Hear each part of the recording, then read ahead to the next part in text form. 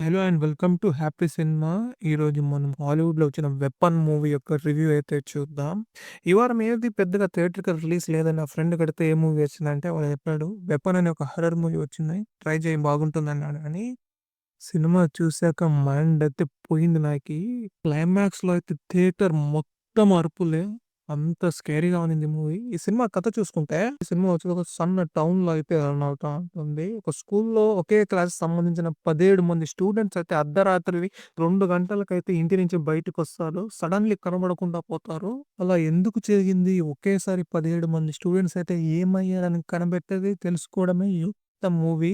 ఈ మూవీ చూసుకుంటే మీకు మిస్టరీ హారర్ జోనర్‌కైతే చేరుకుంటుంది. ఈ మూవీలో మనం పాజిటివ్స్ మాట్లాడుకుంటే, ఈ సినిమా మెయిన్ హైలైట్ వచ్చేసి రైటింగు. ఎందుకంటే ఈ సినిమాలో మిస్టరీ ఎలిమెంట్‌ని ఇన్వాల్వ్ చేసిన విధానం అయితే చాలా సూపర్‌గా ఉంటుంది.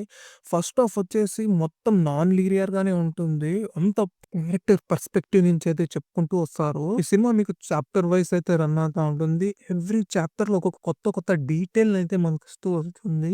ఈ సినిమా ఫస్ట్ హాఫ్ వచ్చేసి కాస్త స్లోగానే అయితే వెళ్తా ఉంటుంది. కానీ సెకండ్ హాఫ్ చూసుకుంటే యాక్షన్ సీన్స్ కానీ, బ్రుటాలిటీ గాని టాప్ అయితే టాప్ ఉంటుంది. ఈ సినిమా చాలా భయంకరంగా ఉంటుంది.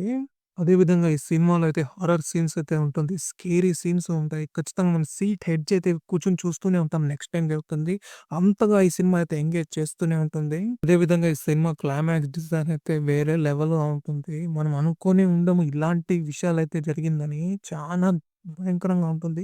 ఖచ్చితంగా మనమైతే భయమైతే వస్తుంది ఆ సీన్స్ చూస్తున్నప్పుడు. సినిమా ఉత్త హారరే కాదు, దాంతో పాటు బ్రుటాలిటీ కూడా చాలా ఎక్కువగానే ఉంటుంది. ఖచ్చితంగా ప్రతి సెకండ్ హాఫ్‌లో ఉండే ప్రతి సీన్స్ అయితే రక్తంతోనే నిండి ఉంటది. అదే విధంగా ఈ సినిమాలో పర్ఫార్మెన్స్ ఫస్ట్ చూసుకుంటే గాని 17 కిడ్స్ కూడా చాలా సూపర్‌గా, చాలా నేచురల్‌గా అయితే పర్ఫార్మ్ అయితే చేశారు వాళ్ళు. ఈ సినిమా అయితే మీకు బాగానే ఎంగేజ్ చేస్తూ ఉంటుంది.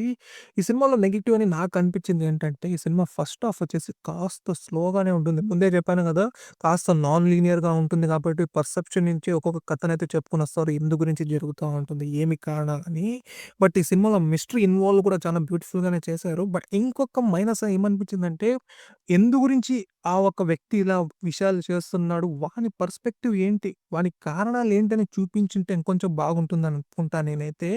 ఖచ్చితంగా ఈ సినిమా చూస్తున్నప్పుడు మనకు వేరే మూవీస్ అయితే మనకు గుర్తొస్తూనే ఉంటుంది. కానీ, ఈ సినిమా ప్రెజెంటేషన్ వచ్చేసి టోటల్ డిఫరెంట్‌గానే ఉంటుంది. ఫైనల్ యాక్ట్ మాత్రం అదిరిపోతుంది.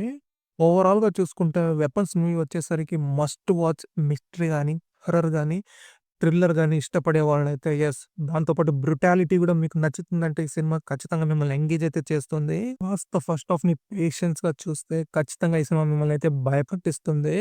దీంట్లో ఎటువంటి అడల్ట్ కంటెంట్ అయితే లేదు గానీ ఒక బెడ్‌రూమ్ సీన్ అయితే ఉంది. ఖచ్చితంగా దీంట్లో బ్రుటాలిటీ అయితే సెకండ్ హాఫ్‌లో చాలా హెవీగా అయితే ఉంటుంది. కాస్త జాగ్రత్తగా ఉండండి. ఓవరాల్‌గా చూసుకుంటే ఇది. నా కంటెంట్ మీకు నచ్చితే ఈ వీడియోనైతే లైక్ చేయండి. మరిన్ని మూవీ రివ్యూస్ కోసం నా ఛానెల్‌ని సబ్స్క్రైబ్ చేసుకొని ఈ వీడియోనైతే షేర్ చేయండి.